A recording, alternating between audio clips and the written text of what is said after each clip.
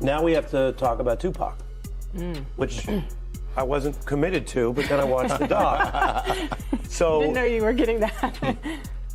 you have a lot of people saying stuff in there that makes it sound like maybe he was responsible for that murder, which has never been proven. That's a very serious But thing. you have Keefe D and over in Vegas now, getting ready to go on trial for that case, saying those things. I told you you can't trust these niggas. Now Puffy done killed Tupac, man. What is a sucker, man? So do you think Puffy was involved in the shooting? Only they can answer that question. I have my own opinion, but I wouldn't slander their name like they did mine. I wouldn't say things that I knew, you know what I mean? I believe so. I do believe so. I have proved things that I could say that will back up my claim, but this is not for the world to know about. You know what I mean? It's between me and him, and only he knows. So every time he say it didn't happen, or that's the only thing that makes this become an issue to everybody. You know, I have my guys with me, Thug Life guys, and we heard what he had to say. He basically said he ain't have nothing to do with my brother's murder. We don't talk about things that are nonsense. You think he was lying? Quite possibly, and it's kind of looking that way. Here we are 27, 28 years later. The theory involving him is quite high on the list. Our family, you know, we still suffer. He was all wrapped up, but he was still shaking. See me fail, and in my mind sometimes when I'm drunk or I'm just laying down, I'll be thinking like, damn, is this true? Will I fail? Am I supposed to fail? I mean, should I just stop trying and give up? But then I'll be like, nah, hold on, that's exactly what they waiting for me to do, is to just say this is too much, I can't take it and give up. So now it's a fun little game that I cry at sometimes, I laugh at sometimes, I smile, I have good times and bad times, but it's a game. It's this game of life. Do I win or do I lose? When 50 Cent reflects on Tupac shockers. Death, the moment feels less like a discovery and more like a deliberate break in years of silence. He does not make accusations. He provides context, choosing timing over noise and control over display. As someone who survived the same systems Tupac confronted, his voice carries historical awareness. What was spoken, what was withheld, and for what reason? This moment reshapes the discussion not as gossip, but as a sign that unfinished history still creates pressure. In an industry where silence often means safety, what changes? When a veteran decides that staying quiet costs more than speaking. He was lying. Quite possibly, and it's kind of looking that way. Here we are 27, 28 years later. The theory involving him is quite high on the list. Our family, you know, we still suffer. He was all wrapped up, but he was still shaking the bed. He really wanted to tell me something. I'm assuming it was something that had to do with the hit. I get the feeling quite strongly that you don't believe Diddy. I don't think you believe a word of it. It seems like he got a whole bunch of power, like absolute power. Absolute power corrupts absolutely. Heavy is the head that wears the crown. What's your message to Sean Combs? Tupac Shakur was American hip-hop's brightest light until he was shot 4 times in a drive-by attack in 1996. His death shocked the world, and Tupac's legend has only grown since his murder, along with the fevered speculation about who planned it, who ordered it, and who did it. For 27 years, it was one of America's highest-profile unsolved crimes, until finally, a year ago, Dwayne Keefe D. Davis was charged. He'd bragged about being inside the Cadillac from which the fatal shots were fired, albeit not by him, and awaits trial as the last surviving suspect. But there are many unanswered questions and a tangled web of claims embroidering notorious figures and an infamous East Coast-West Coast gang rivalry. Many people speculate that this web entangles P. Diddy. Sean Combs is, of course, facing trial on a battery of charges, including sex trafficking and racketeering. With his alleged crimes under the spotlight, members of Tupac's family have this week hired an investigator to examine the links between Diddy and the murder. And joining me now is Tupac Shakur's brother, Mopreem. Well, Mopreem, thank you very much indeed for joining me. Good afternoon, good morning, good evening. I don't know what time it is there. It's like early evening in the UK. Are you in LA?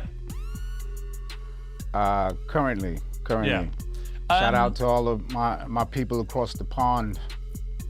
Well, it's great to have you here on Uncensored. Be very keen to talk to you because Obviously, a lot has happened to P. Diddy in recent weeks. He's now languishing in prison. Let me start, first of all, your reaction to what's happened to him. The Netflix documentary breaks the frozen image of Tupac and restores him to movement. An artist balancing loyalty, suspicion, and power as they collided in real time. It shows how influence deepens, isolation, and how fame can turn doubt into danger. By favoring context over theory, the film presents legacy as an ongoing debate rather than a fixed monument. When memory replaces questioning, does legacy protect truth or replace it?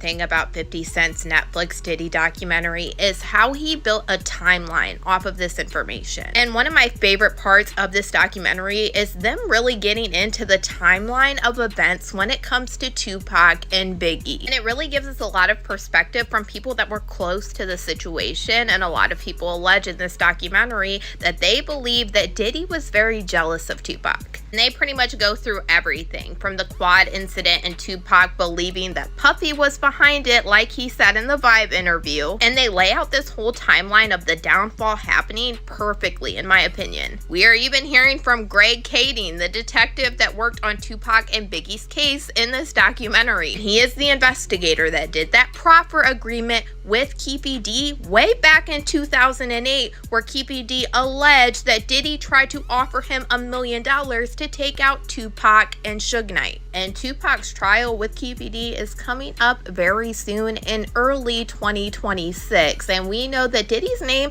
has been dropped at least 200 times during these proceedings already. So this is one case that I am definitely waiting for and I am going to cover. In Keefe D's 2008 proffer agreement, he alleged that Diddy's friend Zip Martin is the one that gave him the weapon that was used to take out Tupac. And Keefe D told the investigator Greg Kading that Zip Martin had a special compartment to keep this weapon in his car that he drove to Las Vegas. And in this documentary, we have Greg Kading confirming that Zip Martin did drive the same type of vehicle that Keefe D alleged to Las Vegas this night. And then during this documentary, we heard from the former president of Bad Boy, Kirk Burroughs, who alleged during this time, Diddy had him hiring a whole bunch of people and getting cars to drive to Las Vegas. And he is now very curious into why Diddy wanted to do this. And he said in his opinion, he now believes that Diddy was behind. Without assigning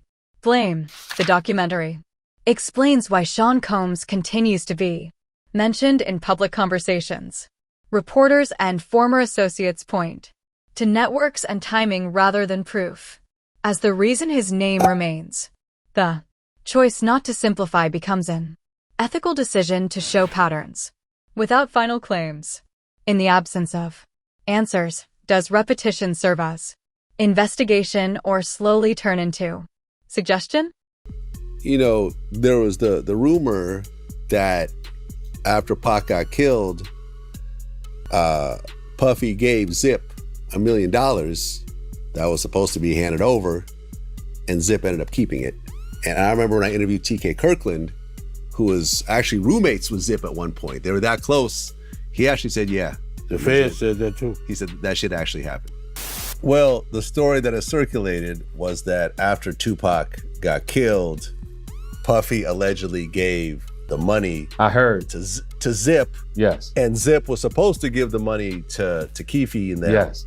But he never gave the money to him. But thank God he never gave him the money, right? Think about it. If he gave the money, Puffy will be in prison now, money for hire, a murder for hire. So thank God. It's just a true story. I'm not saying yes or no, but if he would have gave them the money. Testimonies from those close to the time describe the East Coast-West Coast conflict as a clash of identities and economies, not just artists and music. Tupac's independence challenged established structures while alliances hardened into personal divisions. The film presents rivalry as fuel rather than judgment, showing how competition can grow under pressure. When ambition meets fear, how quickly does performance turn into consequence? It'd have been a murder for hire and Puffy would be locked up. The FBI he said basically, he's a dirty motherfucker. Yeah, They he even said that, like, in retrospect, that was probably the best thing that could have ever happened to Puffy. By Zip stealing the money, now Puffy isn't connected to that shit. Or else it would have been like a murder for hire or something, you know what I'm saying? The FBI said Zip. So the FBI told you the said he same was a thing. dirty motherfucker, yeah. So the FBI told you that Zip kept that money as well. They said Zip's a dirty motherfucker. Everybody crossed you. You the last one to know every fucking thing. Even lawyers, your friends, everybody can cross your ass. You just don't know. Even the dudes you was riding in the car with every day, like a low jack. Like, what the fuck? Yeah, well, I mean, like I said, Zip had a history of ripping people off. Yeah. He never ripped me off. Well, otherwise he wouldn't have. Did he technically do? I mean, if he kept the money that supposedly. True. So actually, he ripped you off for $1 million. Yeah. If that's what happened, yeah. They sure said it. The FBI said that. The people down, U.S. attorneys, all that, they said that. Zip's a piece. They said he's a piece of shit. But I didn't ever know that he got no money. But they said he got it. Yeah. Yeah. Well, Gene Deal said he got it too. Oh, Kirkland, really? yeah, everybody. Family members enter the story not with confidence, but with weariness. The fatigue of waiting for a system that never becomes stable. They ask why. Certain names circulate publicly while official responsibility remains missing. Their voices redefine the human cost. Unresolved cases do not fade. They grow. At what stage does delay itself become another form of harm? Not be coming out of his room like that. And that's for real, for real. You understand? I'll be like, yo, when I had to, because most of the time, I would walk some of them to the door, walk them to get their cabs or whatever like that. Or, take them down the street and get their cabs and everything like that. Now you be like, I'd be laughing. I just kept a smile on my face when it came to that shit. Because I know for a fact, because he said it himself. He said, I don't know how to talk to women. I don't know how to talk to girls. You understand? I said, you don't have to know how to talk to nobody. You a millionaire. You got it. So he was jealous of Pac because Pac ain't had to do that. Pac had that aura, you know what I'm saying? And he probably knew how to communicate with women. And most women who he talked to that said stuff, said about him. You understand? Like, and we talk about the whole incident of the Quad Studio shit. Like in the documentary, they was talking about that, right? You know what I'm saying? They talked about the Quad Studio shit. But they didn't mention the fact, and they left it out, that Big and C's did not know that Puff and Andre Harrell was in Jimmy Henchman's office the day Pac got killed. I mean, the day Pac got shot at Quad Studio. Let me repeat that again so it don't get mixed up in the whole thing. They did not mention that Andre Harrell and Puff Daddy and Jimmy Henchman were all in the office together. Puff was on the office because he was trying to spy on Big them, because Big was writing the Junior Mafia stuff and Puff had his publishing. I told this to a couple of people before. I said it before, and you got people that's running with it like they knew the story in the whole 9 yards. You understand? They'll lie and you ask them, how do you know that? Who told you? They couldn't even tell you that. They'll tell you some lie, they did some kind of investigation, but it didn't happen like that. You understand? Puff was there to spy on Big because he had owned Big Publishing. And Big had turned around, and the same people who helped Puff get Big Publishing told Big to turn. Returning to the night in Las Vegas, the documentary presents timelines, statements, and contradictions with careful restraint. It avoids strong judgment, allowing repetition to show where clarity never forms. Investigative. Routes repeat, conclusions do not. If evidence has long existed in pieces, what explains the survival of confusion? To take something serious like that when I don't come to Puff like that. You understand what I'm saying? Every time I told Puff something was about to happen, it happened. You understand? We had a party with ODB now. And at Luke's club, yo Puff, they about to start shooting up in this joint. How you know, Gene? Bruh, I know. In your opinion, man, do you think Biggie would still be alive if Puffy would have listened to you? I think, in my opinion, Big wouldn't have got killed that night. To say if he would still be alive, I don't know that. I don't have a time clock on somebody's life. And we know, nobody knows. God, you know, it comes to, death comes like a thief in the night, man. We don't know what's going on and when it's gonna happen.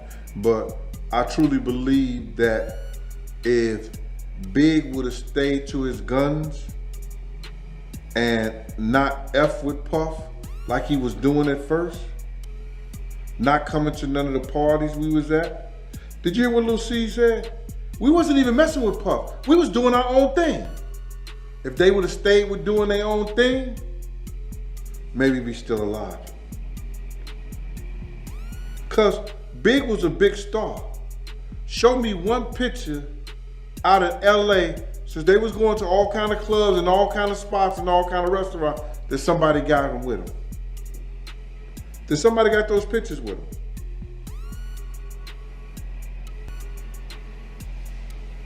Have you seen any? Only place you seen them was at Sway, the radio stations, right? The video shoot. Where all the other places with all the other pictures? At one time in the mall. But they was out there 2 months, going to all the stations and everything. See, I think that what we're looking at is this, is that two men with two great egos that got all the money in the world. Now see, Suge had the blueprint. Later statements and interviews added more layers without providing closure. Some challenged earlier versions, others suggested motives without solid proof. You understand? Puff wanted that part too. He auditioned for that part too. You understand? People may not tell y'all that, but he auditioned for that part too. So, you know, he wanted, and then you gotta see, like, you could just go tell that the drugs had his mind so messed up, whereas that he started thinking he was Tupac. For instance, did you see that Grammy speech he did? I mean, I've seen quite a few speeches from Diddy. I don't remember. Hey, listen to the verbiage in there. He's saying the same stuff Pac was saying. Oh, wow. The same, okay. The same, if the people go back, he's saying the same stuff with Pac. Why? Why? It's crazy. You know what I'm saying? He did have he disliked Pac, but he also loved him in certain things. It's a strange, weird, it's a strange, weird, I guess, relationship that they had, bro. Yeah, that is crazy, man. Because I even interviewed Reggie, and like, Suge and Diddy were cool too. Even when their beef was going on, I heard they were still communicating and like not, I don't know, man. It was like this weird dynamic that they had. Y'all thought it was an East Coast, West Coast war. One day we was in behind a house of blues. You hear me? We was driving through there. We had a reporter in the car. He was either from Billboard or he was from, what's that other big magazine? Rolling Stones. It may have been Rolling Stones. He's in the car with me. Riz is on the driver's side. Riz is on the passenger side in the back. The reporter is in the middle. I'm on the driver's side in the back. You got Kenny driving, Puff is in the front. We see Suge and Tupac, right?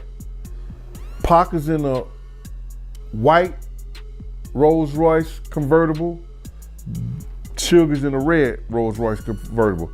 It's about House of Blues. Behind House of Blues is about.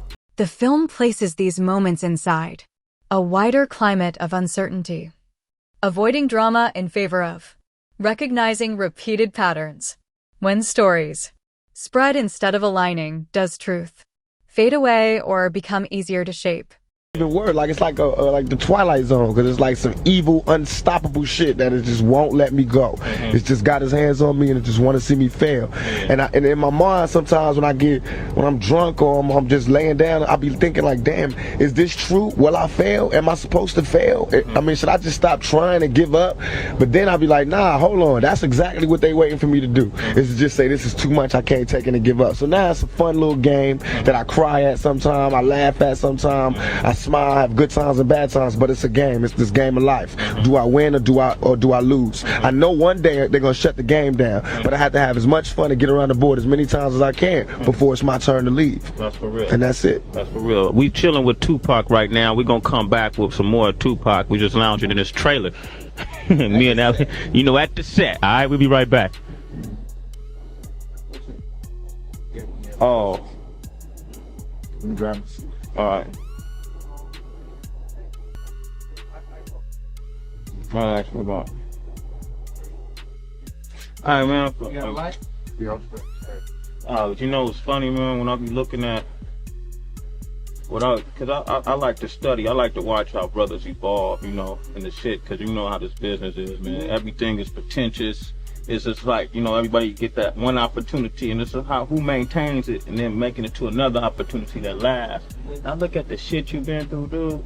I sit and think about it. It's been career ending shit. Yeah. Shit that the next nigga, I done had problems with the IRS, the police, the Fed, government, raid. Everything that they end your career. That's how you know somebody's trying to end my career. To get you. These are not coincidences. Yeah. Because I've been on probation for shit the niggas get turned loose on. You know what I mean? I went to jail for that year, not for rape, but for touching her ass. Sexually, they couldn't even get me on shit, but touching her ass. And they put you in jail for a year, and I'm sitting there thinking. And if I go to any club, every bitch in there is grabbing me and touching me. And I went to jail for doing the same thing. And I didn't even do that. I'm saying in a mix of sex, you gonna touch her.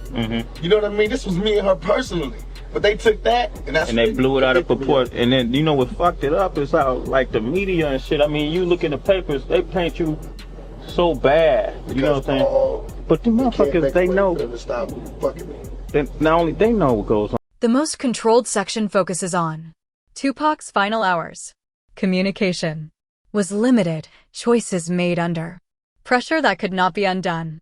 When I did the interview with Kirk Burrows, right, he told me a story about how when Tupac was in prison, he sent the letter to Bad Boy, letting them know when he get out, it was beef. Did you know about that? I knew about the letter, but I didn't know about the content of it. You understand? See, you gotta realize, Pac had people like Jada Pickett, Jasmine Guy, and it was somebody else. They was going around trying to collect money to get Pac out of jail. Nobody from Bad Boy gave up a dime. Nobody from Big Camp gave up a dime. But Big told me himself, he said, man, I was broke, I ain't had no money. I was like, yo, nigga, nobody tell you to do a show or something? You get the door? He didn't think about it. He didn't have any guidance on that. So what got back to you when it came to the letter, even though you didn't know what the letter was about? But at that time when Tupac sent the letter to Bad Boy, what word got back to you about the letter? Or did Puffy and Kirk Burrows keep it under wraps? Just take me back, man, to real time when it came to that.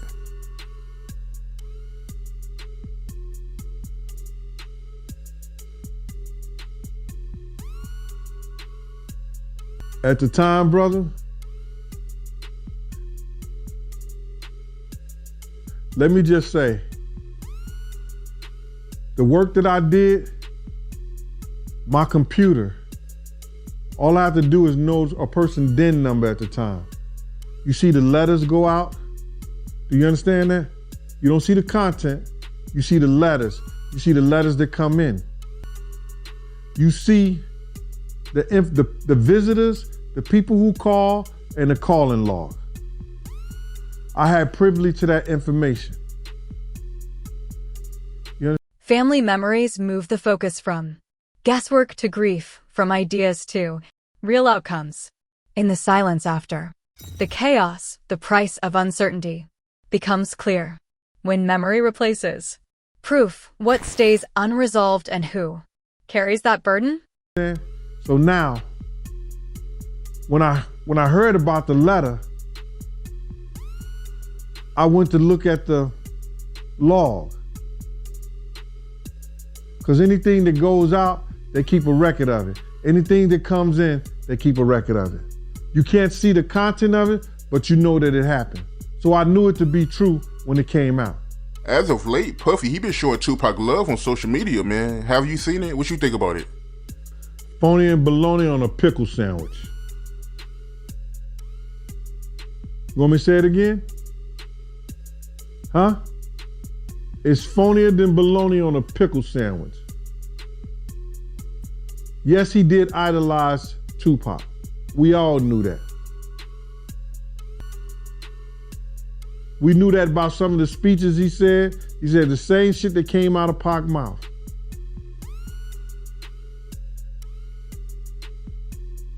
But he didn't like him. If you ain't like that nigga in his life, how you gonna love him in his death? Oh, you glad to see the nigga dead now. All right, okay. That's a very strong word to use, man. So you feel like Puffy, he idolized Tupac, and you really believe that? Yeah, he idolized that dude. You gonna go and make it your business, I don't know, to sleep with every chick that he slept with? Or maybe the chicks was just making the rounds. I don't know. But he made it his business to sleep with every chick that Pac was sleeping with.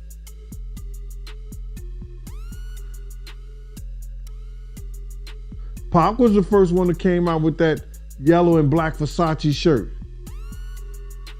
What Puff go do? I want that same shirt right there.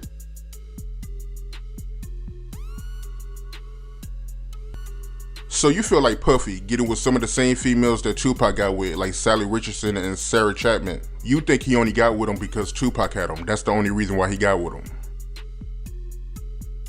It probably was inspired because they was fine, but they put a plus on it because Pac had them. It's a lot of fine women out here. You understand? But I want the one that Pac had too. All right? The documentary closes without final statements, emphasizing instead the importance of the questions themselves. Netflix does not offer solutions. It reopens the case. Puffy and Bad Boy was doing a video, and they was paying anyone to bring back a death row chain. So Pac looked at it like, this is deeper than Bloods and Crip. This is my enemies. You know, Puffy and them attacking us now because I'm with death row. So words on the street that if you bring back this death row chain so we can put in our video, this was the words on the street. Right. Yeah. You know, like when I asked Bob James, he said there was. Like he said it very confidently. There was bounties on death row chains. Yeah. 10,000, I think? $10,000. Right. Your mom had a death row chain. She had a little bitty one. Right. Yeah. Well, they were snatching those. Right. And there was no doubt this understanding that there was a bounty. We've never been able to track that down to a source where said I was there when an agreement was made, but that was the understanding on the street and among these people was that there was a bounty for the chain. And of course we see that becomes real at the Lakewood Mall when Orlando Anderson tries to snatch Trayvon Lane's chain. Right. So a fight happens in the mall and they try to take Trayvon Lane's chain, who's affiliated with Mob Piru and Death Row. Right. But I guess they don't actually take the chain. Yeah, I think they do take it. They get it off of him, but then during the Donnybrook whatever, he gets it back. He claims he got it back, and so there's no reason to believe he didn't. We never found that chain, at Orlando Anderson's house or anything like that. But certainly, if it wasn't an attempt, then they did actually secure it and then lost it back to Trayvon Lane. And it's important to remember that this Trayvon Lane is the person directly, aside Tupac Shakur when they confront Orlando Anderson again in Las Vegas. Right, and Trayvon Lane, Orlando Anderson is Keefe D's nephew. Correct. 50 Cent's remarks highlight a final conflict. Silence was never an answer, only a delay. If a generation still seeks truth, is the unfinished story about the past or about responsibility that remains unsettled today?